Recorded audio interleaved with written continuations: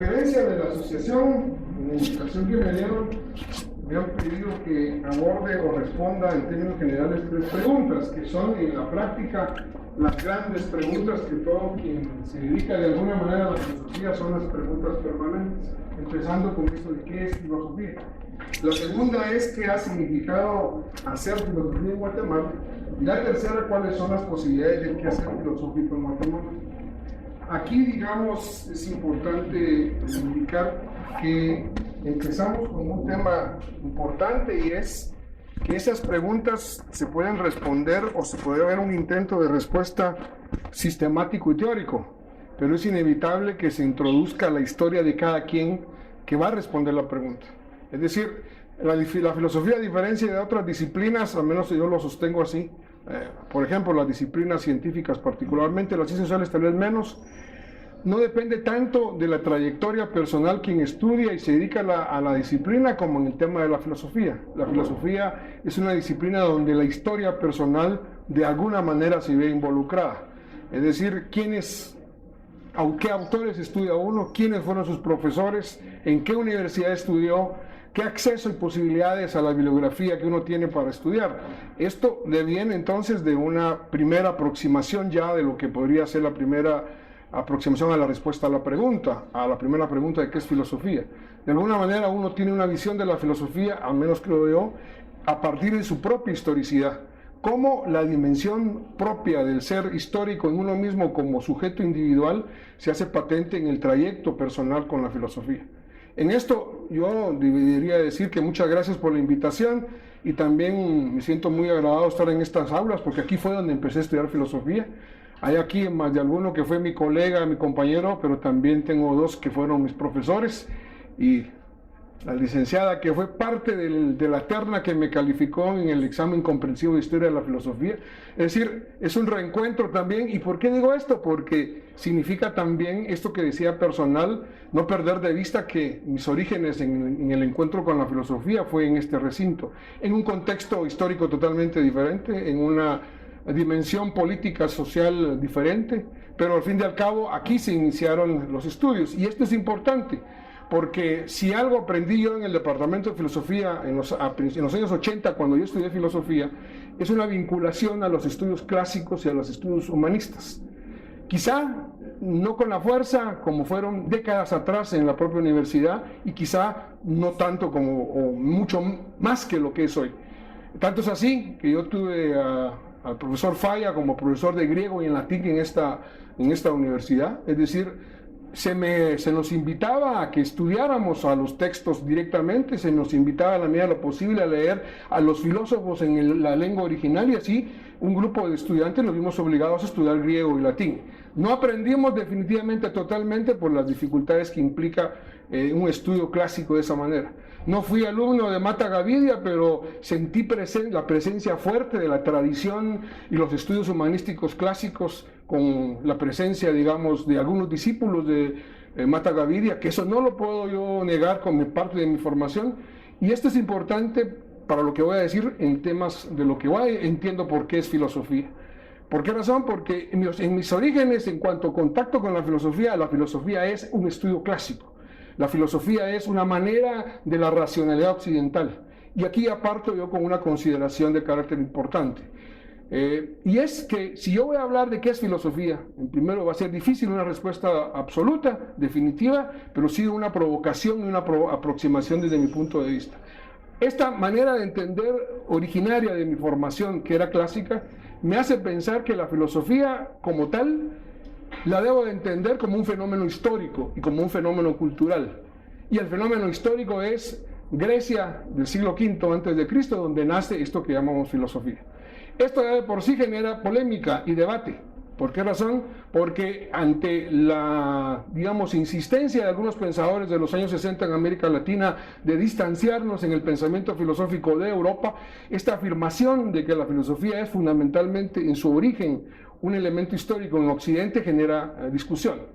Yo personalmente me limito, o mis límites de reflexión y mis límites de trabajo filosófico, que son fundamentalmente como docente de filosofía y no como investigador, porque yo no vivo de la filosofía, esto me permiten decir que yo me muevo en ese concepto de la filosofía como un concepto vinculado a una experiencia que es la experiencia cultural de Occidente. La filosofía es occidental.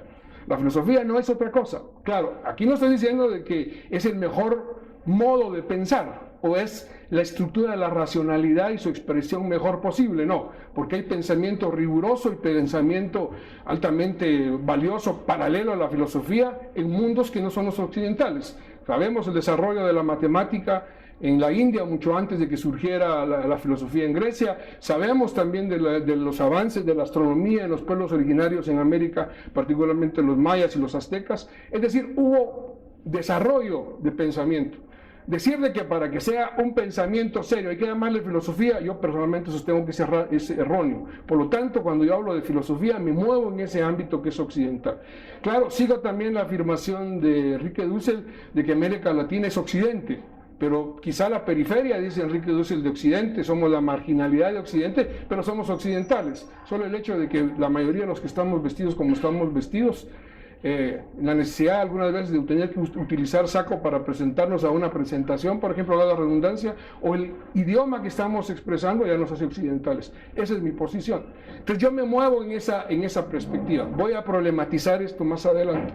Dicho esto, yo sostengo, respondiendo a esta primera pregunta, que la filosofía fundamentalmente es entonces un proceso también de desarrollo paralelamente al propio desarrollo de Occidente. Y esto implica precisamente un momento en el cual la filosofía se distancia de otras expresiones de la racionalidad y particularmente en el Renacimiento con el surgimiento de las ciencias naturales. Pero de ahí, poco a poco que va desarrollándose la filosofía, y voy a dar saltos históricos muy grandes, por supuesto, llegamos al final del siglo XIX, donde a partir de 1883, cuando Dilthey escribe su famosa introducción a las ciencias sociales, donde de nuevo hay una separación de la filosofía con otras expresiones de la racionalidad, y son las ciencias llamadas del espíritu por Dilthey, y que conocemos hoy como ciencias humanas o ciencias sociales. Es decir, la filosofía ha evolucionado de tal manera que más bien ha perdido ámbitos de conocimiento que ha ganado ámbitos de conocimiento. En ese sentido ya estoy haciendo la primera, digamos, distinción. Y la primera distinción es que hay otras expresiones de pensamiento sofisticado en Occidente, aparte de la filosofía, que es la ciencia. No estoy diciendo necesariamente que la ciencia es el modelo per se, ni que es el mejor modelo, ni que la filosofía, pero son dos modelos que están ahí. ¿Cómo conocemos el mundo? Desde el Renacimiento, el mundo lo conocemos fundamentalmente a través de las ciencias naturales. La implicación de estas cositas que estamos utilizando no son más que la aplicación de lo que se empezó a trabajar Galileo, Copérnico y todos los demás, y que después Max Planck y todos los de la física y la mecánica cuántica desarrollaron un mundo y una comprensión del mundo distinto, que es lo que nos permite esta cosa que es la tecnología. ¿Eso qué significa? No fue la filosofía la que aportó un cambio radical del conocimiento del mundo, fue la física. La mecánica cuántica es determinante para muchas de las cosas que hoy comprendemos y hoy vivimos. Es decir, una comprensión del mundo que la filosofía puede jugar un papel importante. Y ahí el esfuerzo de la filosofía de la ciencia, porque sea de paso mi especialización en el doctorado de filosofía fue filosofía de la ciencia, hace una reflexión y lo que ustedes ya saben de todo el tema de la filosofía analítica y toda esta corriente que ve a la filosofía nada más que una ciencia o una metaciencia, una reflexión sobre la ciencia. Pero si seguimos adelante, la crisis de las ciencias, que ya ustedes habrán alguna vez escuchado a partir de lo que a Husserl con su famoso libro de Crisis de las Ciencias Europeas y todo lo que fue el existencialismo criticando el impacto de la tecnología durante la Primera y la Segunda Guerra Mundial y después de la Segunda Guerra Mundial, ponen a la filosofía en una posición de ejemplo de la crítica en sí misma y una vinculación muy estrecha con las ciencias sociales y las ciencias humanas.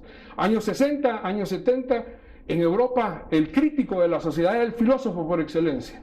Es decir, quien escribía las polémicas en los diarios eran Jean-Paul Sartre y así sucesivamente muchos filósofos en los años 60 y en los años 70. Eso ya no es así. Los filósofos, si no miramos el intento de la Universidad Complutense desaparecer en la carrera de filosofía en la universidad, una de las unidades emblemáticas de la lengua castellana, y no digamos el resto de países. ¿Por qué estoy mencionando todo esto? Porque a mí me permite entonces hacer una pregunta.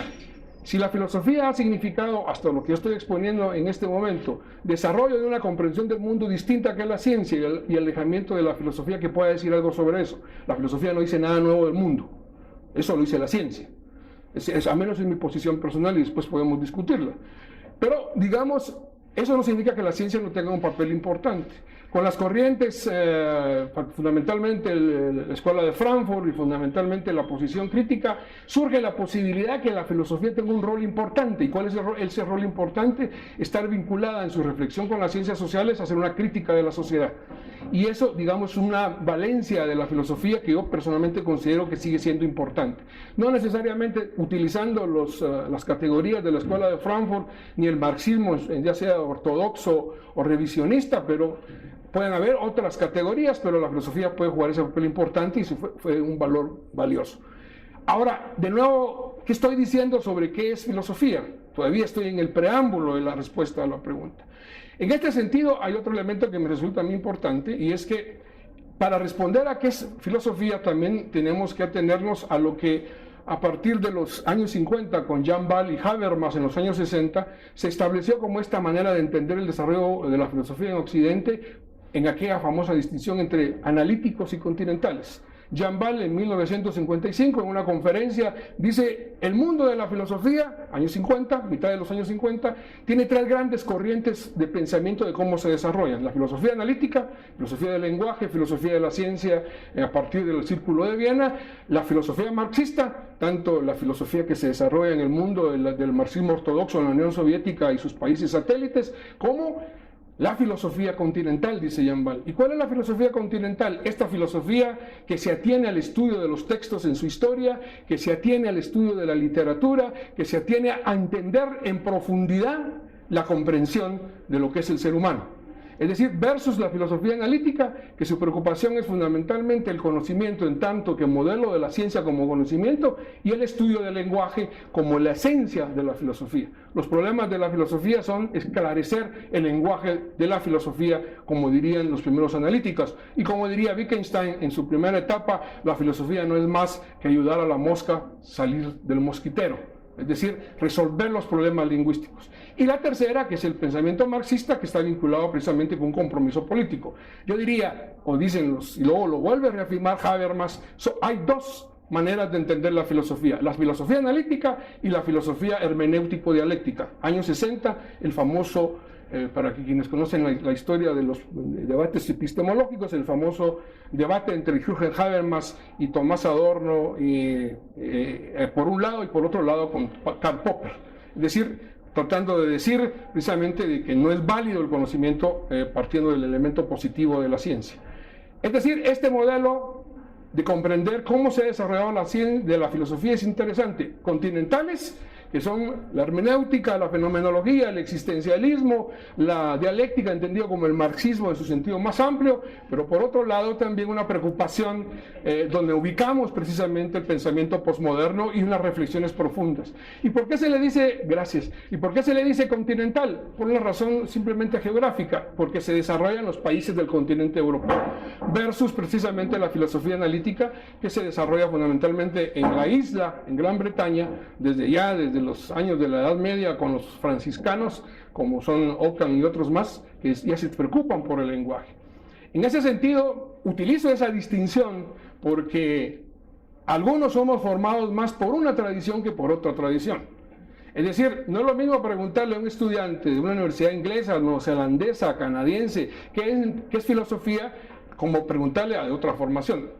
Hago una aclaración: esa distinción que hice de analíticos y continentales no es una distinción ya tan absoluta. Cada vez más hay un diálogo, porque más allá por los años 70, por ejemplo, años 80, todavía el diálogo era muy difícil entre continentales y analíticos, porque eran temas diferentes, modelos diferentes. Pero hoy en día hay cada vez más un encuentro. Y no es cierto que los países de habla inglesa no hay filosofía continental, por supuesto. Estados Unidos ha desarrollado la fenomenología. No es cierto que en el continente no haya filosofía analítica. Los últimos analíticos importantes están en las universidades alemanas. Ahora, aquí el punto es, ¿cómo vamos a definir, si es posible definirla? Porque todavía no he dicho esto, si es posible definir la filosofía. Yo creo que, desde mi punto de vista personal, es imposible definir la filosofía si entendemos que podemos dar una definición que nos permita comprender de manera abarcadora todo lo que se entiende por trabajo filosófico en todas las sedes académicas en Occidente. Es difícil poder hacer una definición. Es más fácil, por ejemplo, hacer una definición de lo que es física, lo que es astronomía. ¿Por qué razón? Porque se identifica, como diría Thomas Kuhn, se identifican más fácilmente los paradigmas que han desarrollado las teorías en la física y en la astronomía si aplicáramos ese concepto a la filosofía. Yo creo que es muy difícil aplicar el concepto de paradigma a la filosofía. Por eso digo, ¿qué es filosofía? Es en función de la historia, la historicidad de cada quien que se dedica a la filosofía. Dicho esto, ya dije, creo yo, 2 o 3 elementos importantes, digamos, para mi comprensión en el ejercicio que hago como docente, porque digo, yo no soy investigador en sentido estricto, yo no escribo filosofía, aquí hay otros colegas que se han dedicado a escribir en filosofía. Yo me dedico a otras cosas que no son el tema de la filosofía, donde la filosofía me ha permitido aplicarlas, estoy seguro. Pero entonces, en el mundo docente, ¿cuál es la primera cuestión que respondo a la pregunta? La primera es que el ejercicio de la filosofía está comprometido siempre con algo. No hay una filosofía que no esté comprometido con un proyecto, ya sea vital existencial o un proyecto más amplio. Por ejemplo, yo doy clases desde hace muchos años en la Universidad de Landívar en una sede académica específica, que es el profesorado de filosofía. Y el profesorado de filosofía, el 99% de estudiantes son candidatos al sacerdocio de la Iglesia Católica. Ahí, lo quiera o no, aunque yo no sea católico, hay una perspectiva de compromiso, sobre todo con respecto a los estudiantes. Están comprometidos, su formación es un compromiso específico. No estudian la filosofía por estudiar filosofía, sino porque es parte de la formación que ellos han asumido. Pero así, entonces, uno supondría de que hay libertad de cátedra, obviamente, porque no es que uno enseñe o le obliguen a enseñar a uno la filosofía que debería, entre comillas, si eso es posible, cercana al catolicismo o oficialmente a la Iglesia, pero de alguna manera uno piensa, como docente, que les puede servir medianamente a estos jóvenes que van a ser algún día sacerdotes y van a trabajar en una sede, digamos, parroquial. Pero eso no es la única experiencia.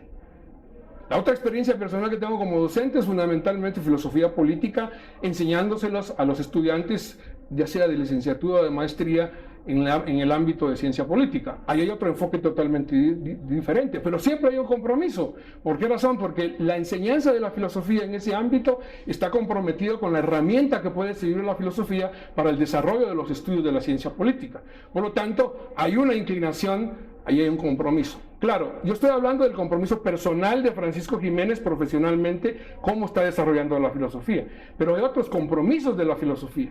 Vuelvo a insistir esta idea primaria, la filosofía es tal porque está comprometida con algo. Ahora bien, ¿por qué razón? Porque aquí sí yo acepto de alguna manera los postulados de la filosofía analítica, y es que el contenido de la filosofía como tal no es propio, sino que es tomado de otras experiencias digamos, epistémicas, como son las ciencias naturales, las ciencias sociales, o simple y sencillamente la experiencia humana como tal. Dicho eso, entonces paso a otro segundo punto para avanzar un poco porque el tiempo corre. Solo me voy a hacer un poco de agua porque ya se me resecó la boca.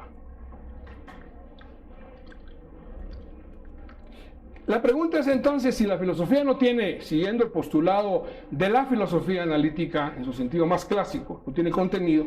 ¿Por qué razón? Porque las proposiciones de la filosofía no nos dicen nada diferente de lo que nos pueden decir las ciencias sobre el mundo. En último caso podemos reflexionar sobre esas proposiciones o sobre qué podemos hablar.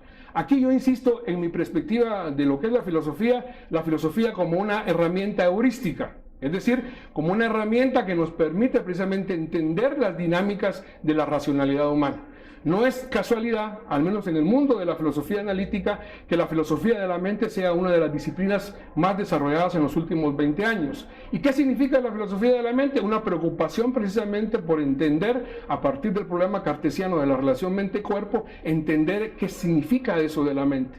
¿Qué significa la cuestión de cómo pensamos y cómo reflexionamos? No es en términos de la lógica, sino que es en términos de nuestra estructura mental, partiendo del supuesto, y ese supuesto kantiano, que precisamente el mundo no lo vamos a conocer nunca tal cual es, porque sepa Dios cuál es, cómo es el mundo.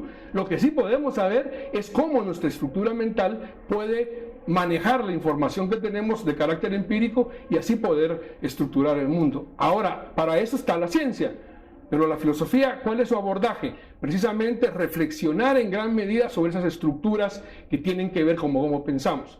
Los analíticos se quedan con el elemento puramente epistemológico, es decir, cómo conocemos con la ciencia, cómo conocemos a través del uso del lenguaje nuestra experiencia común, pero yo añado otro elemento nuevo, y es lo que yo identifico, como vamos a ver más adelante, como un elemento importante de la filosofía crítica posible en Guatemala, y es precisamente entender esas estructuras de la mente, no solo en su carácter puramente epistemológico, sino en su carácter cultural y en su carácter también social y político. ¿Por qué razón? Y aquí siguiendo un poco a Foucault, porque de alguna manera las propias estructuras epistémicas tienen que ver con las estructuras de poder. El pensamiento y la filosofía feminista ha aportado mucho sobre esta reflexión, como el patriarcado, y aquí es un supuesto, de alguna manera tiene una influencia en nuestra estructura mental de cómo asumimos la realidad, y las relaciones de poder determinan de alguna manera la realidad. Es decir, la filosofía es entonces, vuelvo a repetir, una herramienta heurística para entender el desarrollo de la propia racionalidad. ¿Cómo conocemos el mundo? Pero ese cómo conocemos el mundo no es solo en su reducción epistemológica, sino que también cultural, antropológica y en términos generales como crítica a la sociedad. Diciendo esto, ya hay entonces algunos elementos. Primero, en mi definición de filosofía. Primero, la filosofía, yo la entiendo, Francisco Jiménez, como una experiencia occidental y en el marco occidental. Hay otros modelos de reflexión tan serios y sofisticados como la filosofía en otros mundos y previo en el mundo precolombino, pero yo a eso no le llamo filosofía. No quiero decir, vuelvo a repetir, que no sean importantes y no sean valiosos, por supuesto, y rigurosos, por supuesto. Yo encuentro más identificación en la ciencia que desarrolló el Renacimiento con lo que se hizo en la India, en la China y en América, más cercano a nuestra definición de ciencia de lo que podría ser la combinación del pensamiento filosófico más allá de Occidente. Segunda consideración, es el elemento importante que la filosofía no puede haber una definición última porque depende de la historicidad de cada quien. Tercera consideración, la filosofía no nos dice nada nuevo del mundo.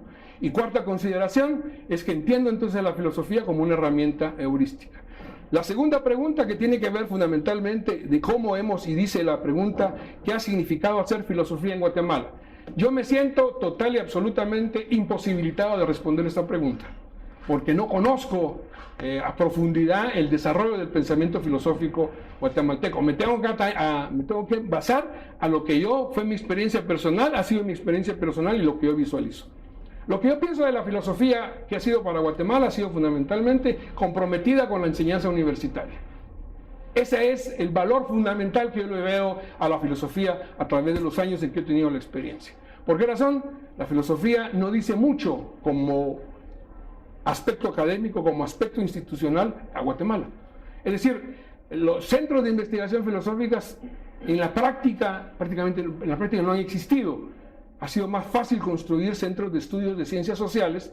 Las ciencias naturales hay. Aquí en la Universidad de San Carlos se desarrolló mucho en el área de agronomía. En algún tiempo se desarrollaron temas de investigación científica. En la Universidad de Landívar, en la del Valle, hay más intentos de desarrollo en las ciencias naturales que de la filosofía. Las ciencias sociales de igual manera. El Instituto de Estudios Sociales y Económicos de la Landívar, los centros que han habido aquí en la San Carlos, ahora el Instituto de Realidad Nacional, es decir, hay mayores espacios de investigación en áreas que no sean filosóficas. ¿Dónde está el centro de investigación o un instituto de investigaciones filosóficas en su sentido de presencia institucional académica? Prácticamente no existe. Hay intentos y han habido intentos desde que yo puse por primera vez un pie en esta universidad. Intentos han habido en muchas universidades y desde aquí de este departamento, pero no han tenido o no han llegado a un feliz puerto. ¿Por qué? Hay unas razones de carácter financiero, de carácter político, de carácter, es decir, si en el mundo desarrollado, entre comillas, se duda de la filosofía, imaginémonos en un mundo subdesarrollado, entre comillas de nuevo, que somos nosotros. Entonces, primer punto, desde mi punto de vista, valga la redundancia, la filosofía ha sido un compromiso con la enseñanza. En algunos casos ha sido con una enseñanza altamente crítica. y de ahí de usar la filosofía de corte marxista ortodoxa para utilizarla en esta universidad como una herramienta, digamos, de crítica ideológica y una herramienta que formara cuadros en el pensamiento para convencernos precisamente en la lucha política específica, particularmente en aquellos años que todos sabemos, y que tengo entendido que todavía los manualitos traducidos de la Grijalbo, de manuales de la URSS, creo que todavía circulan en esta universidad. Pero bueno, esas son las opciones institucionales de cada sede académica. Pero también, digamos, la filosofía estuvo comprometido con la docencia desde el momento en el cual el proyecto, por ejemplo, de la Universidad Francisco Marroquín, se identifica con una posición filosófica específica y le enseñan esa posición filosófica específica. La misma característica, solo que con cortes distintos. La Landívar, tengo la impresión que ha sido muy distinta en ese sentido. Es decir, no asimiló, a pesar de que tiene tradición jesuita, no fue como fue el resto de las universidades en América Latina, especialmente El Salvador. El Salvador es interesante porque la universidad, la UCA de El Salvador desarrolló un pensamiento muy particular a partir precisamente de Ignacio Ellacuría, es decir, y un pensamiento propio en el contexto latinoamericano. Pero digamos, sea como sea, lo que yo quiero sostener y lo que quiero argumentar es que el compromiso fundamental es la docencia. Y eso no es poca cosa. Es decir, no tener filósofos que escriban y vayan a congresos a decir sus grandes textos no es un problema. ¿Por qué razón? Porque la filosofía sí tiene ese compromiso. Otro elemento que yo veo recientemente, y lo conozco muy poco en su contenido, pero aquí Amílcar, Ernesto y también Marlon podrían decirlo, el esfuerzo desde la Universidad de Landívar de hacer una reflexión filosófica que comprenda mejor el pensamiento nuestro y en función precisamente de decir algo al respecto de eso. Estar más vinculado a los estudios culturales, entendidos en su definición clásica. Claro que sobre eso hay debates, que sobre otro ámbito. Entonces la filosofía, ¿qué es la filosofía en cuanto a Guatemala? Vuelvo a decir, comprometida precisamente con la docencia en función, en algunos casos, con algún compromiso de carácter político. Más allá de eso, me cuesta ver. Obviamente tenemos autores guatemaltecos relevantes que han dicho cosas interesantes. Es decir, y se sigue escribiendo, se sigue diciendo, pero yo estoy pensando ahorita la filosofía en una sede institucional, porque lamentablemente estas disciplinas académicas no tienen vida si no tienen un asidero institucional. Eso es una realidad que tenemos que aceptar. Ya la creación de la Asociación de Filosofía es un esfuerzo que viene de hace como 30 años. Se crea la Sociedad Guatemalteca de Filosofía, muere, luego viene otra generación y la revive de nuevo. Y eso muestra una cosa muy importante, que sí hay una identificación con el querer hacer de la filosofía un espacio más allá de la docencia. Pero, repito, el elemento del compromiso nos lleva precisamente a este elemento de la filosofía que al no tener una sede institucional con mucho soporte, porque yo no sé, yo estoy sorprendido la última vez que vine hace como 2 años a un sintópico, cómo me contaban de que habían ya estudiantes de 50 estudiantes de primer ingreso en el departamento de filosofía hace un par de años. Yo no sé cómo está ahora. Para mí fue un impacto increíble porque yo recuerdo que yo el segundo semestre estudiando filosofía yo llevé solo con el licenciado Custodio, llevé solo yo el curso de ética, que fue, y se le agradezco a él porque él fue el que me obligó a leer, desde ese momento me obligó a leer las 2 críticas de Kant. La verdad es que no entendí mucho, pero eso me sirvió para querer entender después más. Pero era solo yo el único estudiante. Hoy, solo que me digan de que de primer ingreso entran 50, de veras que para mí es... Entonces no me dieron un dato, pero son mucho más de nuestra época. Bueno, entonces ese dato de hace 2 años no era tan así. Pero bien, ¿qué significa esto? Entonces, yo creo de que eso ha sido la filosofía en Guatemala. ¿A dónde vamos o a dónde podríamos ir? Yo creo que la primera cuestión, siguiendo con lo que vamos a hacer inevitablemente y no va a desaparecer, que es la docencia de la filosofía, ya tanto en una sede especializada como el departamento, en una sede medianamente especializada, porque en la Landívar se estudia literatura y filosofía, a diferencia de acá que se estudia literatura y filosofía separado. En otras universidades, como la Universidad de los Salesianos, donde también se estudia el profesorado con compromiso en la formación sacerdotal, y otros intentos como en la Marroquín, que hay un equipo de investigadores ahí que está comprometido también con la investigación, el carácter va a ser siempre el compromiso de la docencia. Esto creo que es precisamente la reflexión más importante. No importa si se es analítico continental, si se es fenomenólogo al estilo clásico, o fenomenólogo más reciente, o se es, qué sé yo, marxista en términos de la escuela de Frankfurt. No importa, pero todas estas son herramientas que en la docencia, al tener claro que están comprometidas con algo, pueden efectivamente jugar un rol importante. Y es algo que tengo que reconocerlo, que la primera vez que lo vi fue en la Landívar, es esto de lo que ya parece triado, que es el llamado pensamiento crítico.